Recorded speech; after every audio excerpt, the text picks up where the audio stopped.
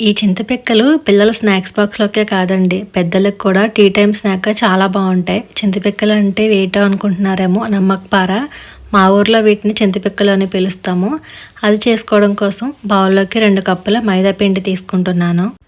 అలాగే 1 tea spoon జీలకర్ర, 1 tea spoon వాము, 1 టీ స్పూన్ సాల్ట్ వేసుకొని అన్నీ బాగా మిక్స్ చేసుకున్న తర్వాత బాగా మరిగించుకున్న ఆయిల్‌లో ఒక 2 టేబుల్ స్పూన్స్ వేసుకొని ముందుగా గరిటెతో అంతా బాగా మిక్స్ చేసి తర్వాత చేత్తో బాగా కలుపుకోవాలి.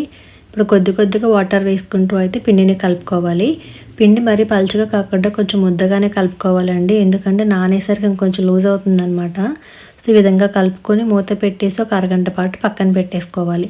అరగంట తర్వాత తీసుకుని చిన్న చిన్న బాల్స్ లాగా చేసుకోండి. ఈ విధంగా మొత్తం అయితే నేను 4 బాల్స్ చేసి రెడీగా పెట్టేసుకున్నాను. ఇప్పుడు కొద్దిగా పొడిపిండి వేసుకుని ఈ ముద్దనైతే పెట్టుకొని పలుచగా చపాతీలాగా చేసుకోవాలి. చేసుకున్న తర్వాత నేను చూపిస్తున్న విధంగా అయితే ఫోల్డ్ చేసుకొని మళ్ళీ చపాతీలాగా చేసుకుంటే కనుక బాగా లేయర్స్ వచ్చి బాగా పొంగుతూ ఉంటాయన్నమాట.